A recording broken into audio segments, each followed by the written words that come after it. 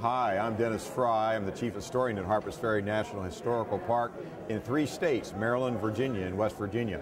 I'm here to speak to the Milwaukee Civil War Roundtable this evening, and I'm speaking about one of the most important characters in American history, John Brown, and his raid that helped launch the American Civil War. And I'm very pleased to announce my latest book, Harpers Ferry Under Fire, which deals with Harpers Ferry during the American Civil War.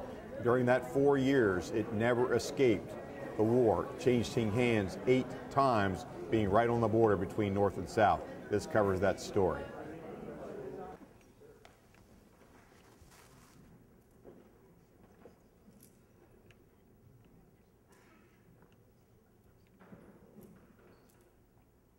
Speaking to us tonight will be Nevins Freeman. He's spoken a couple times before, once here and once when we were up at the club. He's the chief historian at Harpers Ferry National Historic Park, and he's pulled us all at the table. We need to get there and see it because it's nice. He's a lecturer, a writer, a guide, a preservationist. He's been on TV for all kinds of those historic things, even probably once in a while on the History Channel. He has written 9 books, numerous articles. He will be from the Chicago Roundtable. They're going to award him the Nevins Freeman Award. He's going to be speaking tonight on John Brown, the spark that ignited the war. And he has a book for sale. It would be nice if he didn't have any to carry to Chicago. Okay, they want some in Chicago. Anyway, Dennis will talk to us about Mr. John Brown. Dennis.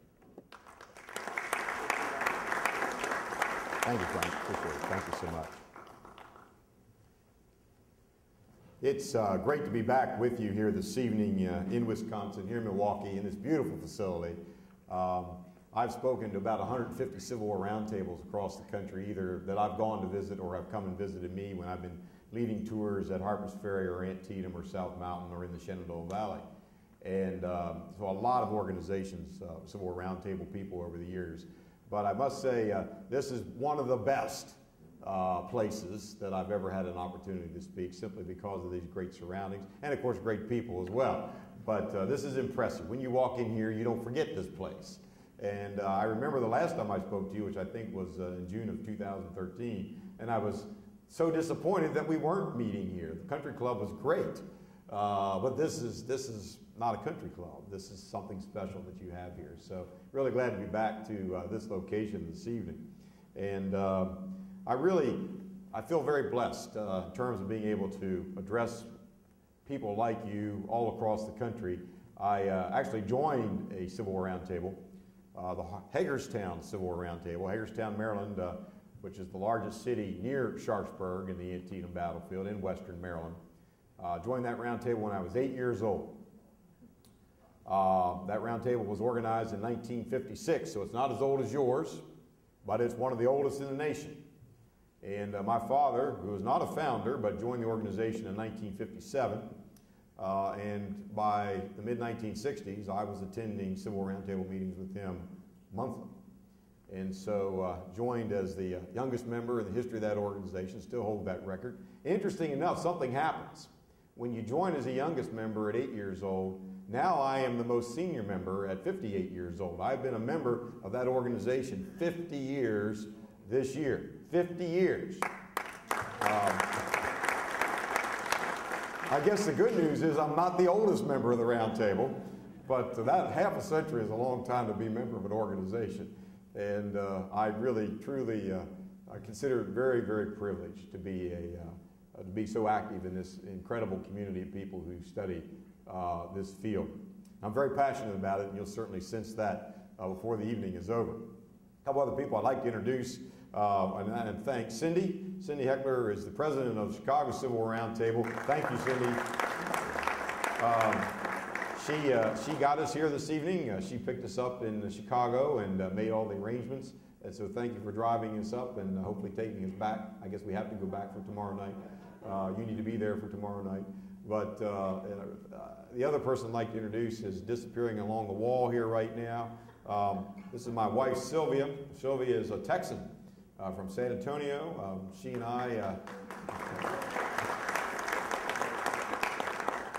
She's such a Texan that when she came to Maryland, our license plate was changed to the words Gig'em, G-I-G-E-M. If you don't know what that is, then you need to understand something about Texas A&M University and the Texas Aggies, where she graduated from, in museum studies, a master's degree in museum studies from Texas A&M University. So, and it's Caitlin, is that right? Yes. So congratulations on your recent graduation. Congratulations. Perhaps you can have a great career like Sylvia did. Sylvia worked for the National Park Service as a museum curator, a collections manager. In fact, when she retired from the Park Service, she was in charge of the National Park Service agency collection.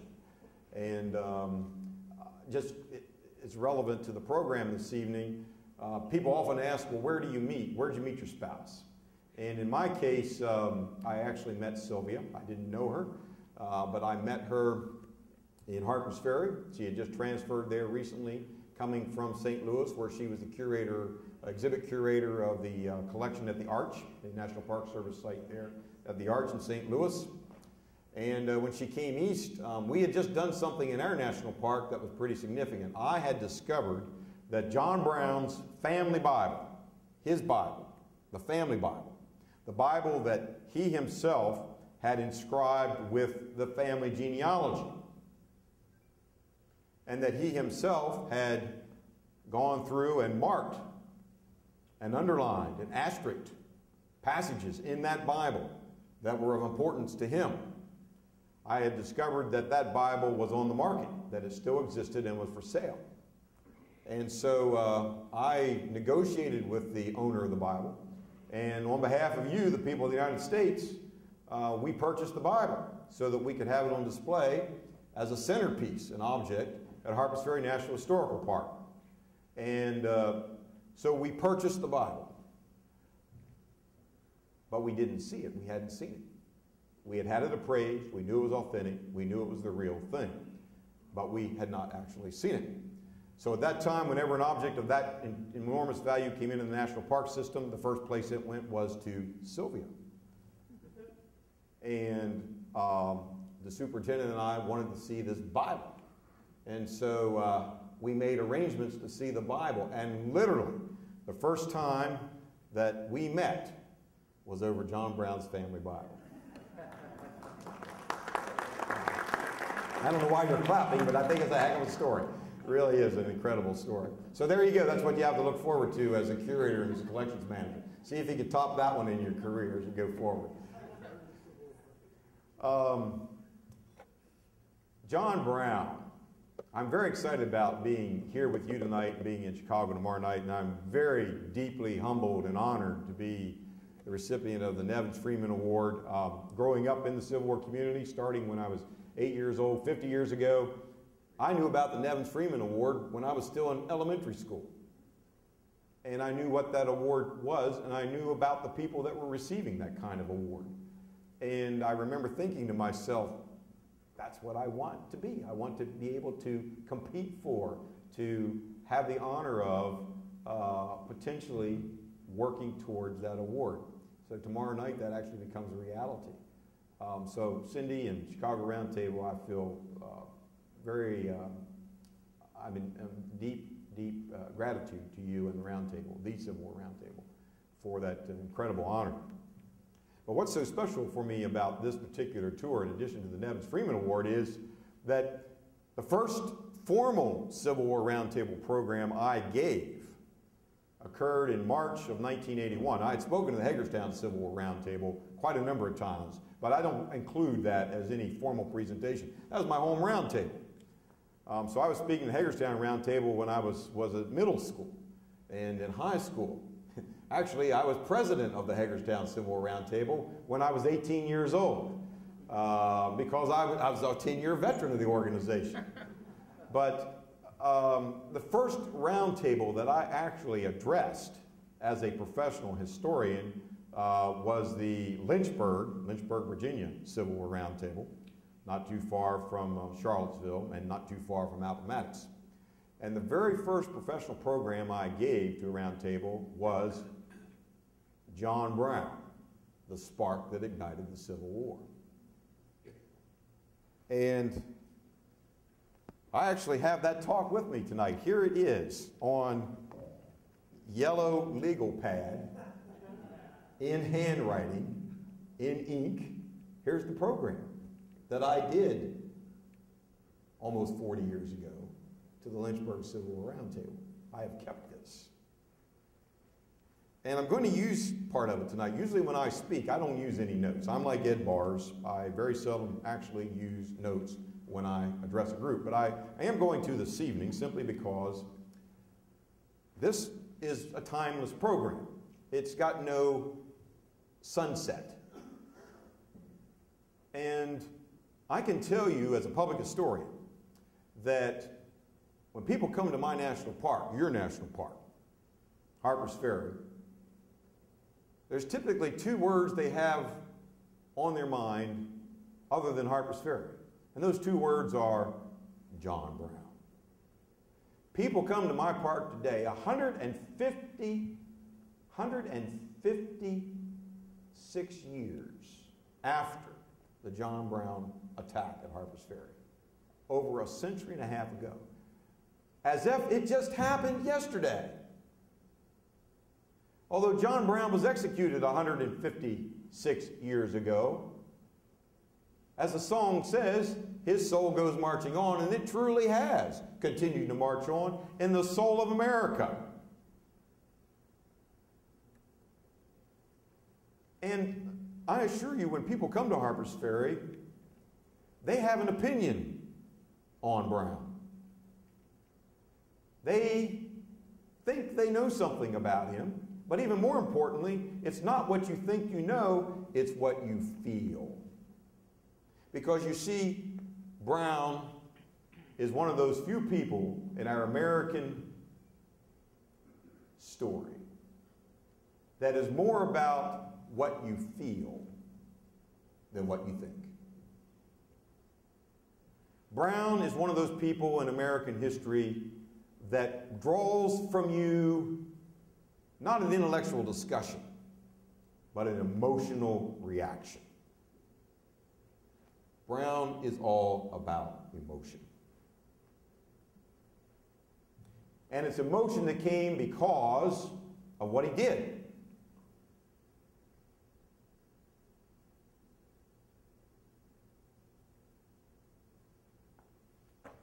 And so what I want to share with you over the next few minutes are really words much more powerful than any that I could utter, and much more meaningful than any that I could say. The words that I want to share with you here over the next few moments are words from the participants at the time.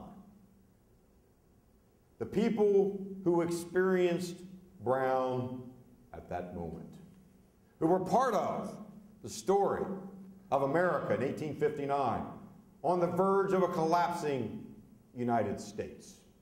And, in fact, a country that we could not stand and pledge allegiance to a flag and say liberty and equality for all, because that's not who we were. That was not us. We were not a nation of liberty and equality for all. However, we were a nation of law. And it's important to understand that it was legal. It was perfectly legal by the nation's laws and by a Supreme Court decision to hold a human being as property. That is legal in the United States.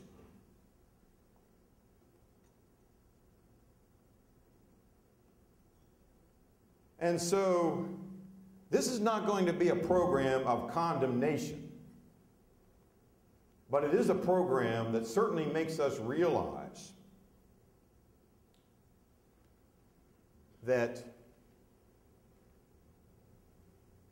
we could ensure, encourage, and participate in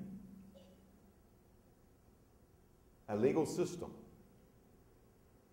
that permits human enslavement. And that's who we are in 1859.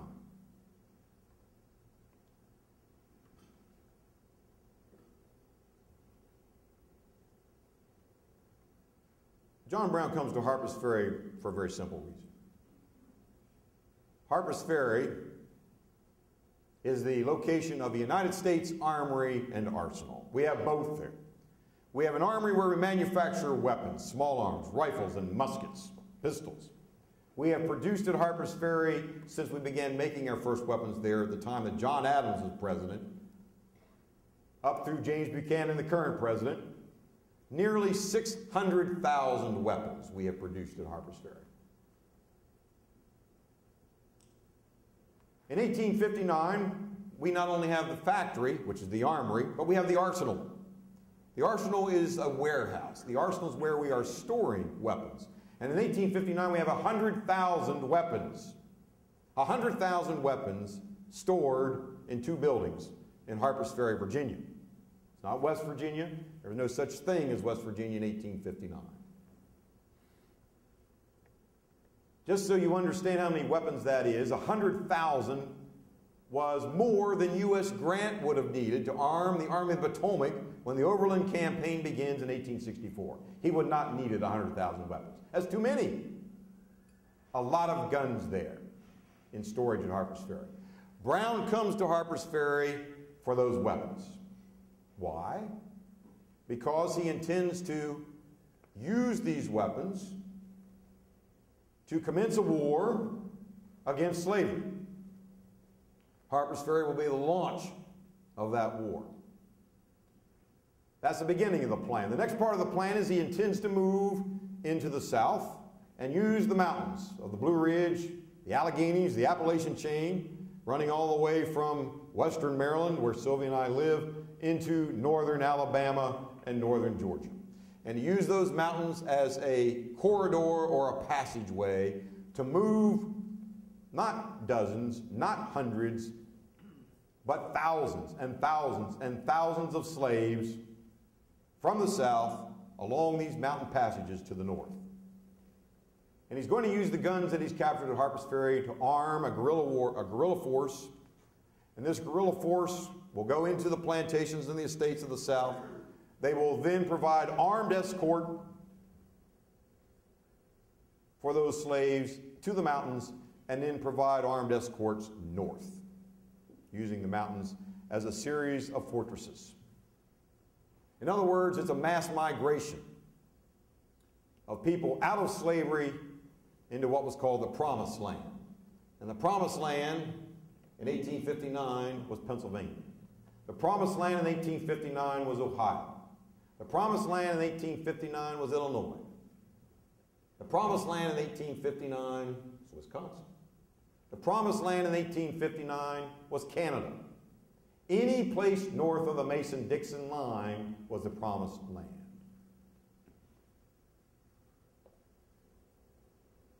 That's the plan.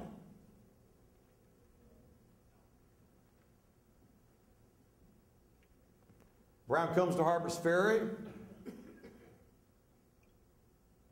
He has 18 men that he brings with him, young men, military men, most of them experienced in warfare in Kansas, bleeding Kansas. He seizes the armory and the arsenal on a Sunday night in a fall rain, October the 16th, and everything's working beautifully. But then it doesn't work. He runs into some tactical problems. And soon John Brown will be surrounded by local militia coming out of that section of Virginia and Maryland. And soon he will be attacked by United States Marines coming out of Washington, D.C. in the Washington Navy Yard, or there by the President of the United States, because John Brown had just attacked the United States government, had just attacked the United States installation, and had just seized United States weapons. Brown will be captured by the Marines, commanded by a United States cavalry officer named Lee, Robert E. Lee, fighting for the United States in 1859. He will be taken to nearby Charlestown, the county seat of Jefferson County, Virginia. He'll be placed on trial at the circuit court, and he will be found guilty of 3 capital offenses: murder, people were killed during the John Brown raid, including the mayor of the town, Tommy Thompson. Politics can be dangerous. Happy birthday. He will be tried and convicted of inciting slave rebellion and also treason. Brown actually had created his own constitution. He intended to establish his own nation in the South. Found guilty of treason. 6 weeks after his capture, the judge determines that the best answer to John Brown is the noose, and he will be executed 6 weeks after his capture. Swift justice.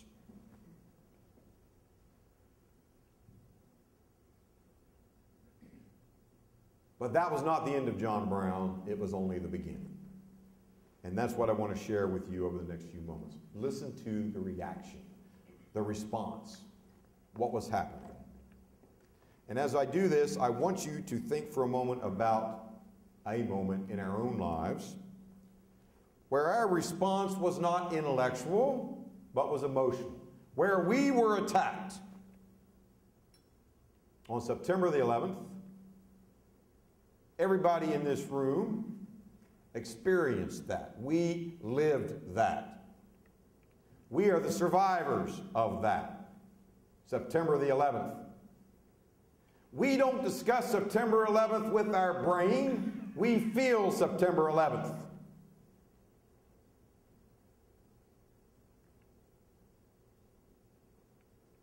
We respond to that with our emotion.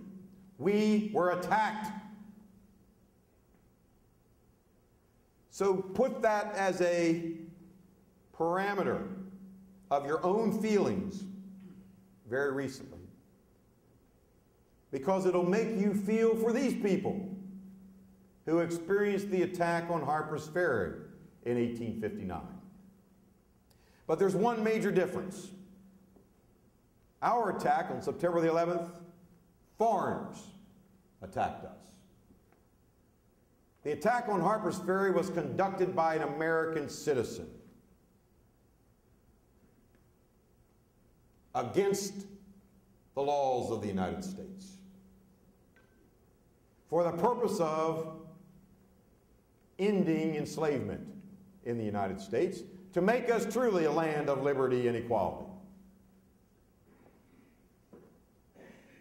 How did they feel about this?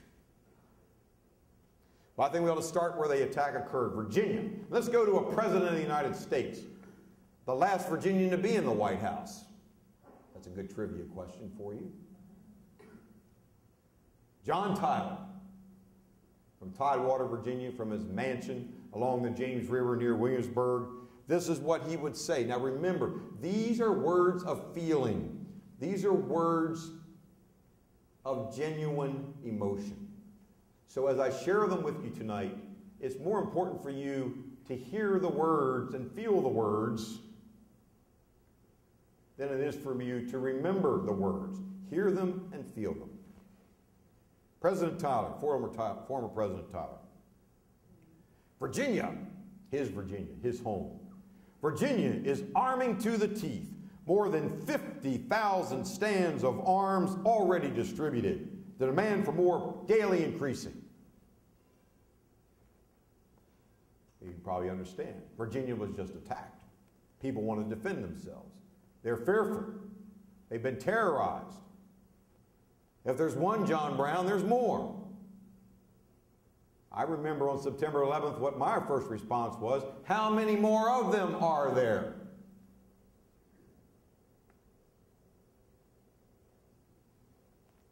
Let's move a little further south from Virginia to South Carolina, that hotbed of secession even before the John Brown incident.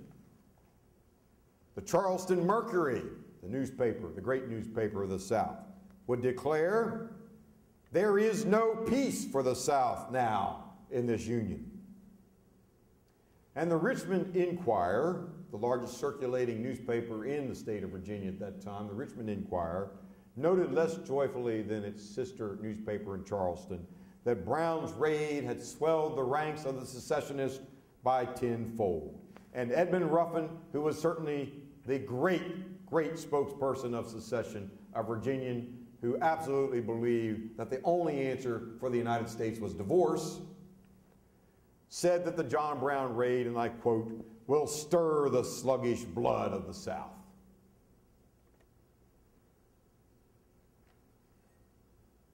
Now, if those words haven't given you enough feeling, these will. This comes from a delegate in the Virginia General Assembly who will say in the Capitol building, a house built by Thomas Jefferson, designed by Jefferson. This is the response of a Virginian, and you recognize his name. If you're a Gettysburg aficionado, you certainly recognize his name, because he soon would become a general in the Confederate Army. But let me share his words before I identify him. Picture this legislative body, Richmond, aftermath of this attack on your home state. All Virginia will stand forth as one man and say to fanaticism that whenever you advance a hostile foot upon our soil, we will welcome you with bloody hands and hospitable graves.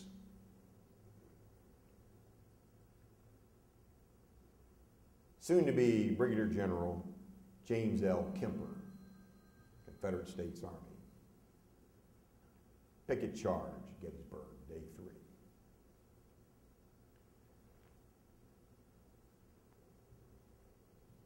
The Petersburg, Virginia newspaper, The Express, would write about Brown that he and his men were, quote, the fruit of satanic doctrine, inculcated by the rabid and unprincipled abolitionist teachers of the Garrison, Greeley, and Seward schools. Here in Wisconsin, they were teaching the Garrison, Greeley, and Seward schools. Garrison and Greeley and Seward were Americans who had a different point of view than their Southern brethren. As President Tyler would sum up in the response to Brown, and I quote, "But one sentiment pervades this country, security to this union or separation." Now, how about here in the North? What were people thinking in the North? Well, let's start with the Chicago Tribune. The Chicago Tribune initially branded John Brown and his men, quote, a squad of fanatics. And the Tribune went on to conclude, Brown and his men are guilty of the most incomprehensible stupidity, folly, unpardonable criminality. And then the editor says, this stark, mad enterprise is the product of addled brains. Not a very kind response to Brown from a northern newspaper. Another northern newspaper would comment, the old idiot, the quicker they hang him and get him out of the way, the better. You see, John Brown was a great threat to the North as well as the South. And what I mean by that is the Republican Party, the fledgling Republican Party, the Republican Party that's only been in existence for a few years, suddenly becomes associated with the radical abolitionism and violence of John Brown. Did the Republican Party sanction John Brown? Well, Republicans are running as fast as far away they could of John Brown. Hence some of these comments from the North. But not all Northerners took this position. Ralph Waldo Emerson in New England, Concord, Massachusetts, wrote this about his friend Brown.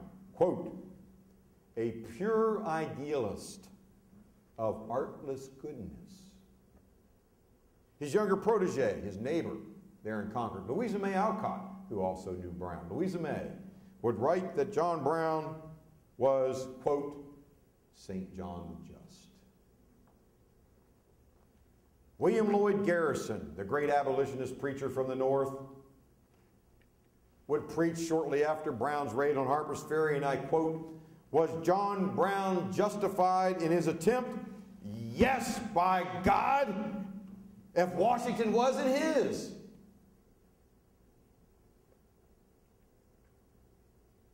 Wendell Phillips, an outspoken supporter of Brown, would write that Harper's Ferry is the Lexington of today.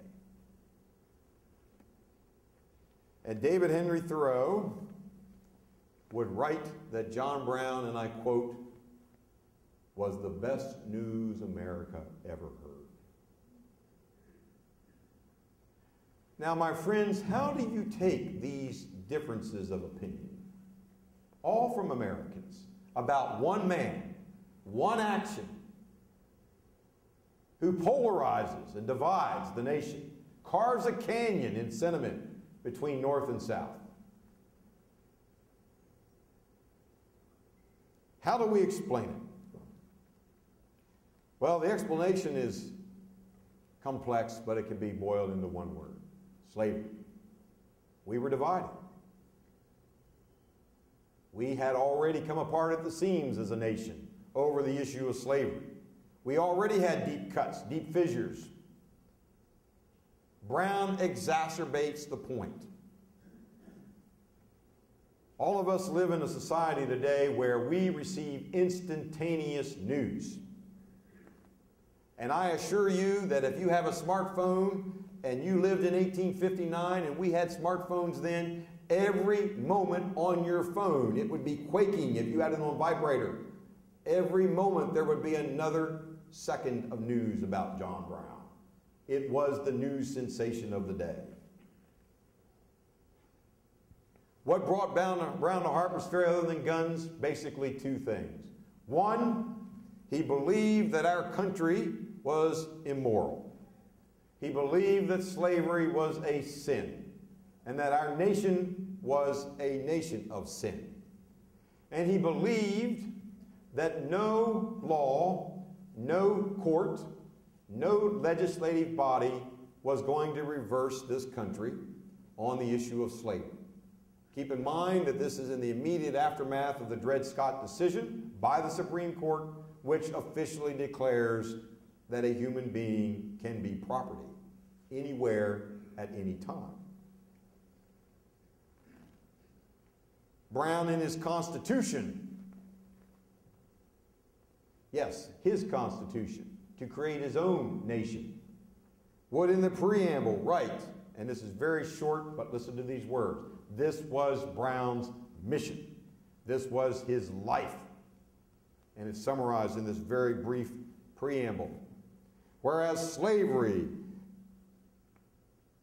throughout its entire existence in the United States, is none other than a most barbarous, unprovoked, and unjustifiable war of one part of the population and part citizens upon another portion, the only conditions of which are perpetual imprisonment, hopeless servitude, absolute extermination, in utter disregard of the eternal and self-evident truths set forth in our Declaration of Independence. That was Brown's mantra.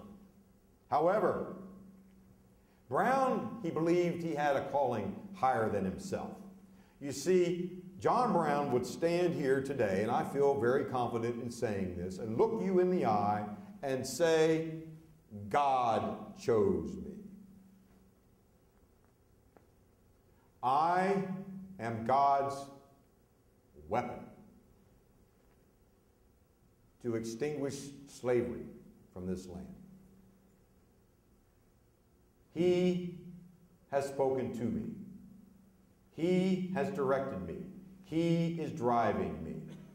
I am here on behalf of God. Brown's favorite Bible verse was, and I quote, "Remember them that are bound as you bound with them."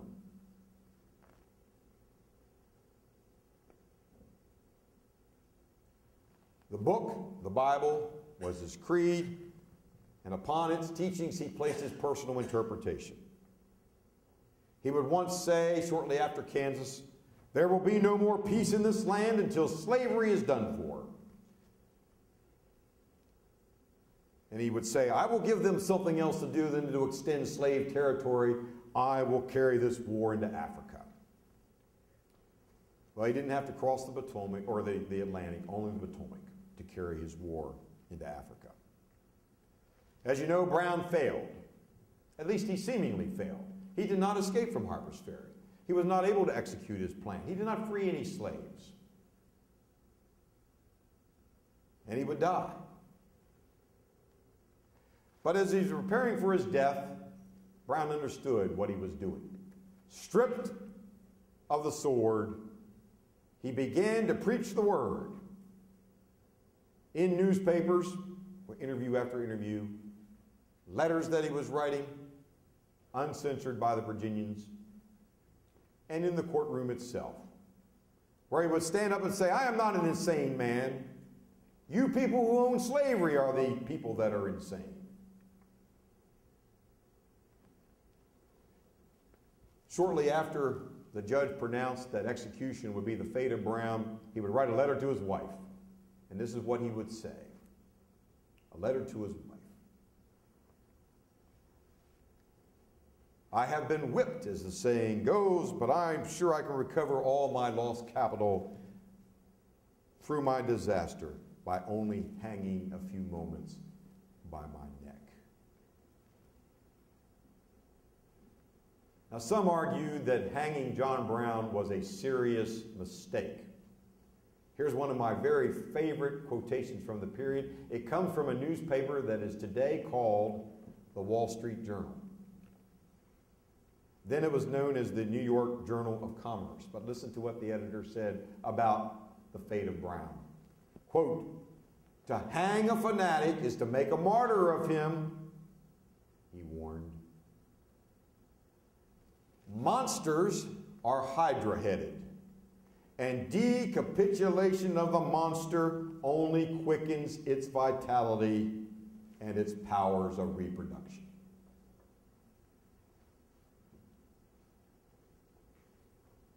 But despite that warning, Judge Richard Parker did determine that the best answer to John Brown was public hanging.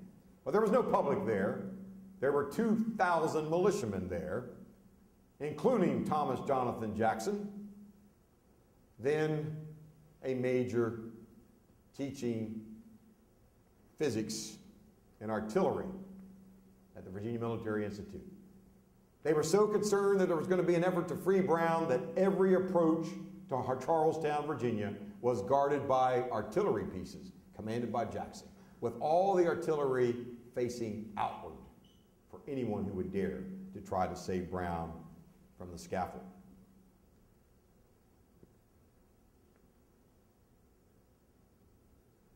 Just before his execution, in the courtroom, in his final words, when the judge asked if Brown had anything to say, he would stand and in part say this.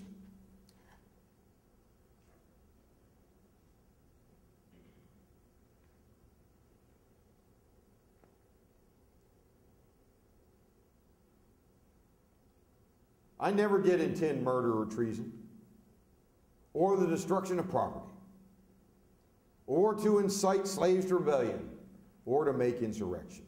Had I so interfered on behalf of the rich, the powerful, the so-called mighty, the intelligent, the great, had I interfered on their behalf, what I did would have been all right.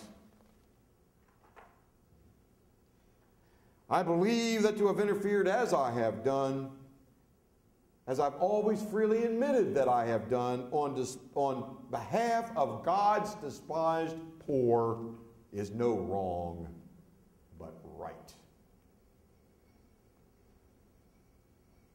Man of God, follower of the Bible, friend of the poor, enemy of the rich and powerful, a man who never intended murder, treason, or slave rebellion, yet a man about to be executed. Perfect ingredients for martyrdom. Indeed, John Brown had become, as one poet wrote, and I quote, the conquering prisoner of Charlestown jail. On that date of the execution, no public there, but just the militia. When the hanging occurs, there rings out one voice, the superintendent of the Virginia Military Institute, and it would echo off the mountains of the Blue Ridge these words: "So perish all such enemies of Virginia, all such enemies of the Union, all such foes of the human race." Brown was dead, but Brown did not die. And I just want to conclude with a few final thoughts that were not really thoughts, but really feelings. North and South, leading us on this horrible path towards war. Thoreau would write, "These men, in teaching us how to die, have in fact taught us how to live." Emerson declared Brown the saint who made the gallows glorious like the cross. Some New England intellectuals went so far even to suggest that, quote, "As Christ had died to make men holy, John Brown had died to make men free."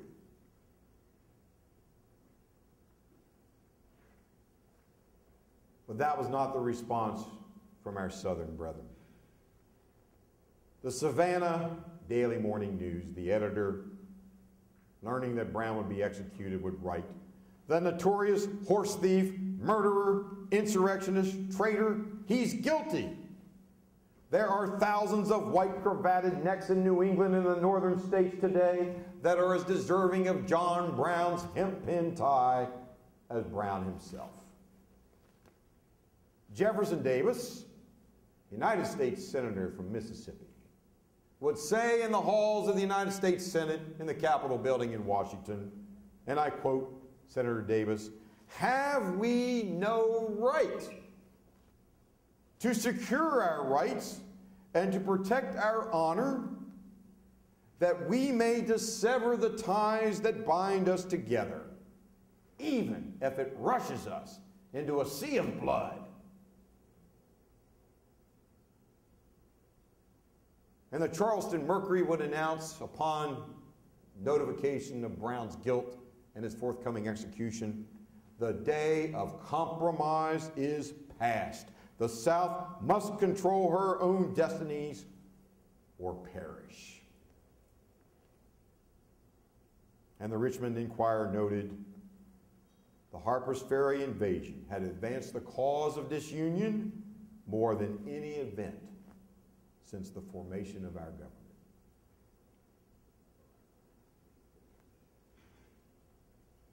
We're going to finish with a couple questions. One of them is posed by Thoreau himself. When thinking of John Brown, his attack at Harper's Ferry, the mission that he was trying to achieve, Thoreau asked this question, and I pose this question to you 156 years after Henry David Thoreau asked the people of the United States, and I quote, "Is it not possible that an individual may be right and a government wrong? Are laws to be enforced simply because they were made? Is there any necessity for a man being a tool to perform a deed which his better nature disapproves?"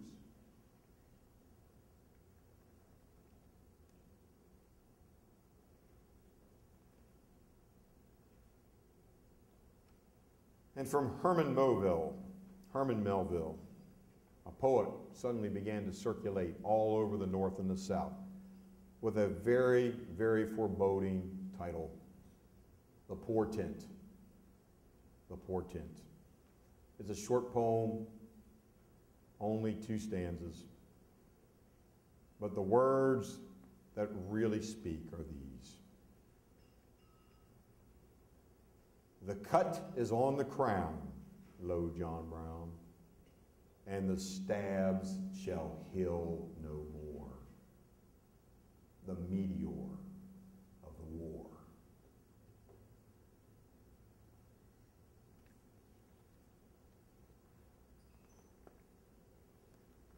I suspect you have an opinion of John Brown.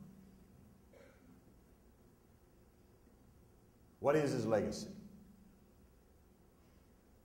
What does he mean to America in 1859 and today? And I suspect you have words going through your mind like I hear every day at my park. I hear words like freedom fighter. And the next person in a very loud voice will look at that person who just said freedom fighter and say terrorist. Who is he? Brown. What is he? John Brown. What is his meaning to us and to America? I will say this about his legacy. It was not good for Harper's Ferry.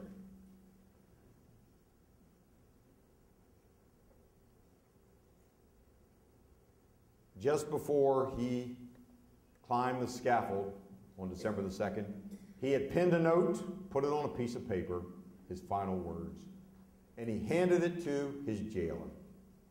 After the execution, the jailer remembered that Brown had given him something, and he pulled it out of his coat pocket, and there he read John Brown's final words. This is what they were. I, John Brown, am now quite certain that the crimes of this guilty land will never be purged away but with blood.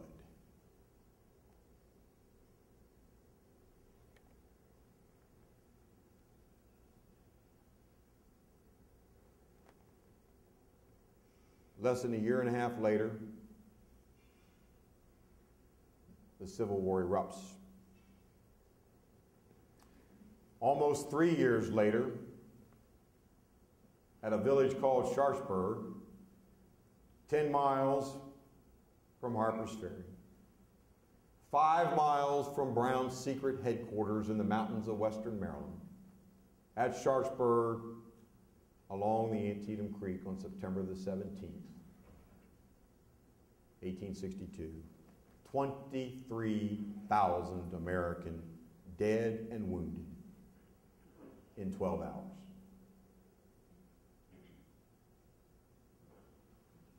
That's 4 times the number of our casualties in D-Day, 6 times the number of dead from September the 11th.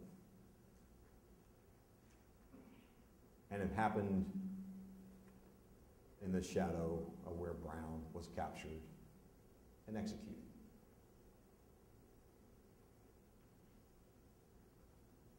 I, John Brown, am now quite certain that the crimes of this guilty land will never be purged away but with blood.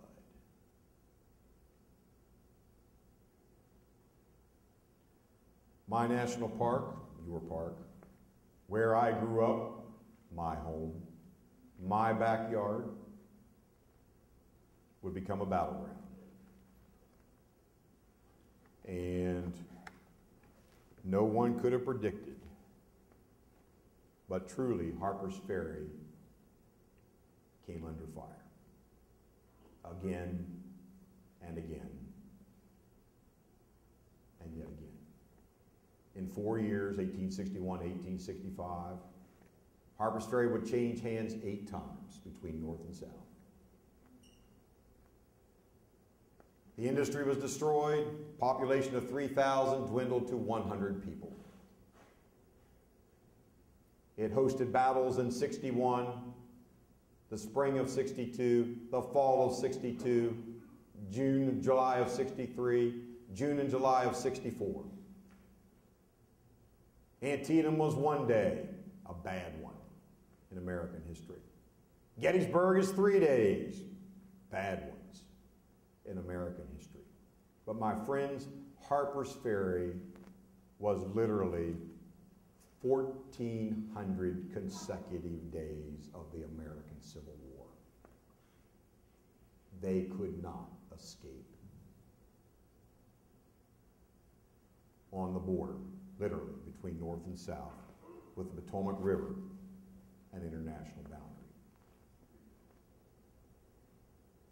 So indeed, Brown's legacy resulted in a violent destruction of the town where he launched his war to end slavery.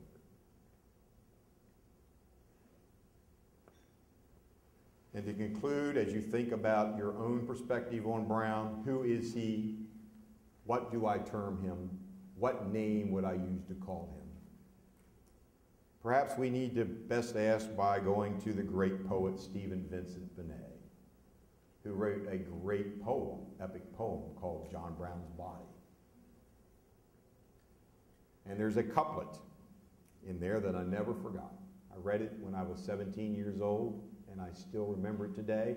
And if you go to Harpers Ferry National Park and you go into our John Brown Museum, where I wrote and researched most of the exhibits, you will see it front and center as soon as you enter that museum. These words, not mine, but the words of Stephen Vincent Benet.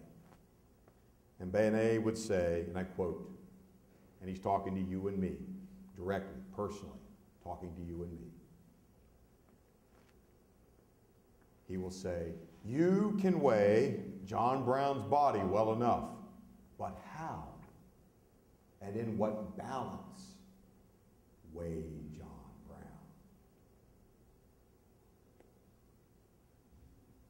It's been a great pleasure, Milwaukee. Thank you.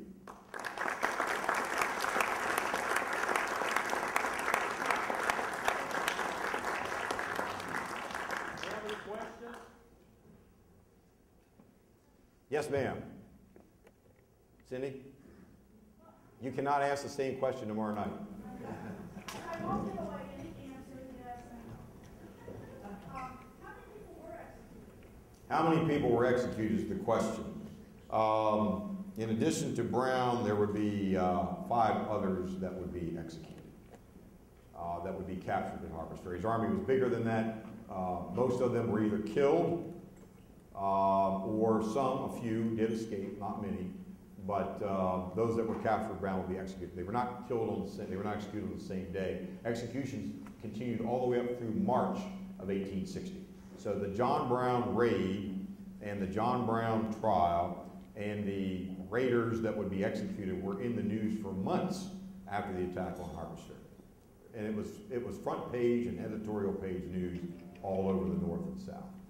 Yes, sir. Can you give a historical critique of the film from several years ago on the raid on Harpers Ferry? I was assuming that you've seen it. I have not.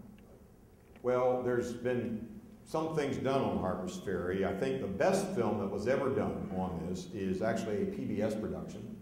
It's called John Brown's Holy War. It was produced by a fellow named Robbie Kenner. It was so good, in fact, that it won an Emmy. That is the best. It's a 90-minute program. It was part of the great PBS series, The American Experience, and that is without doubt the best I've ever seen done on John Brown. It's still out there. You can certainly find it. John Brown's Holy War. If you come to Harpers Ferry in a few weeks, we're doing a program called Screen on the Green, where we actually are going to project that film onto the side of one of our historic buildings, right where the John Brown raid occurred, on the date of the raid.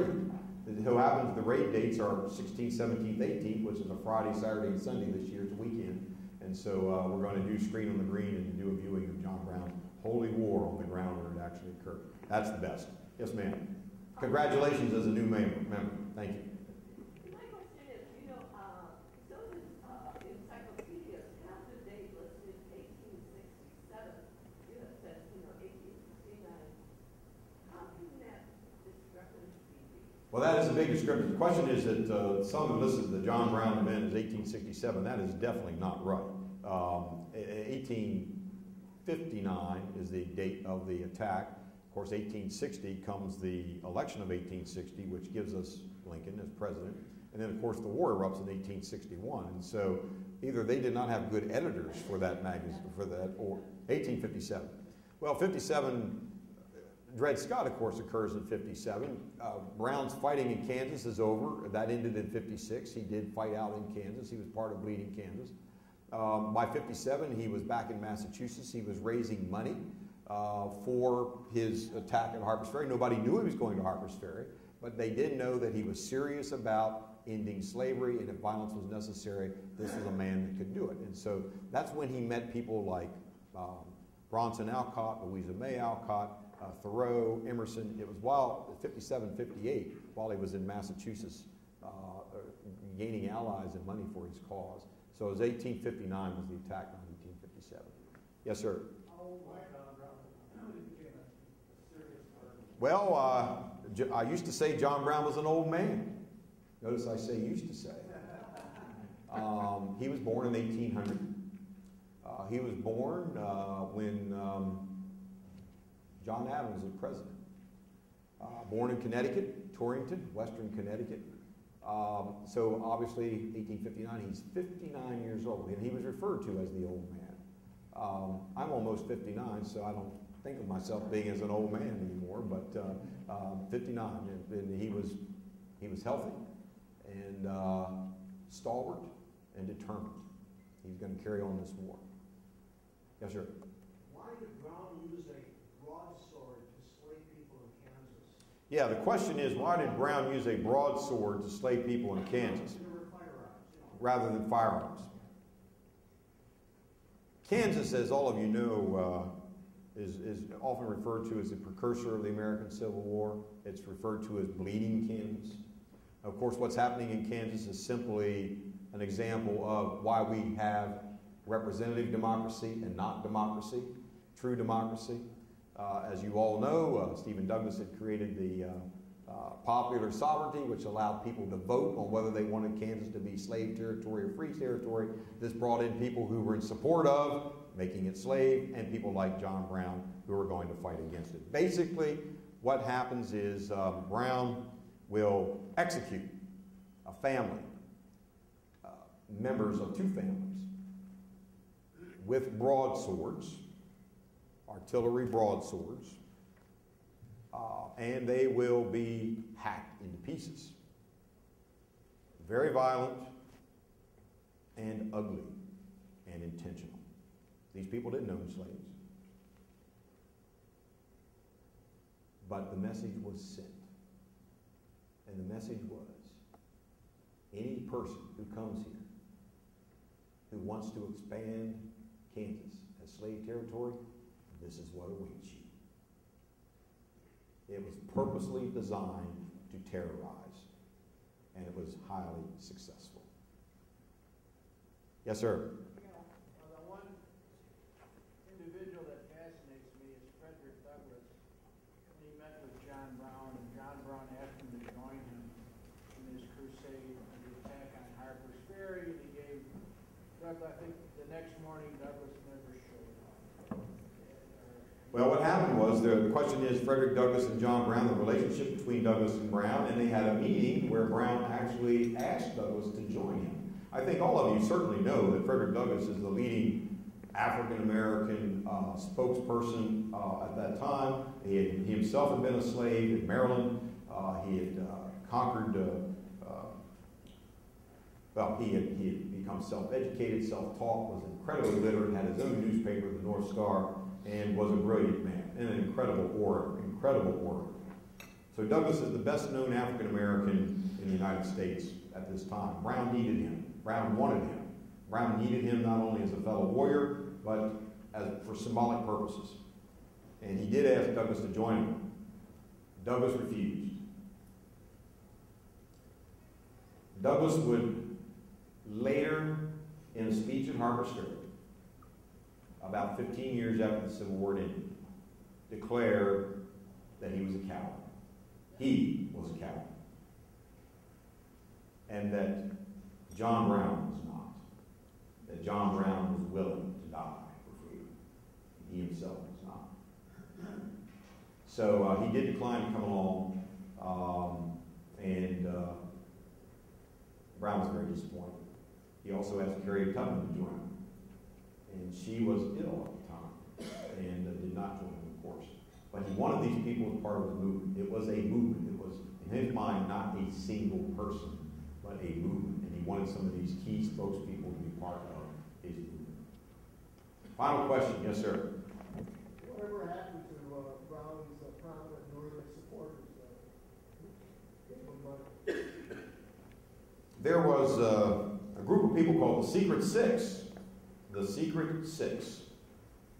These were well-known people.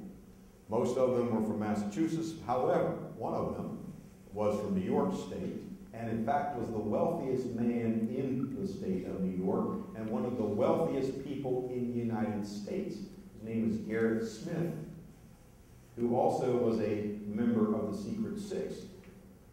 These were the principals who supported Brown and were helping him raise money.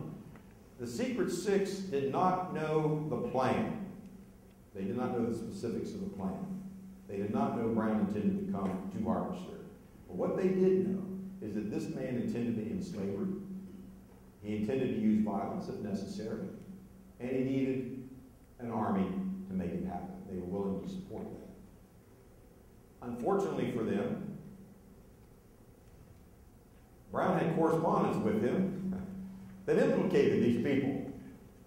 And in the aftermath of the raid, they were quite scared. Douglas himself was not a member of the Secret Six, but Douglas fled. Douglas fled the country. Others went to Canada.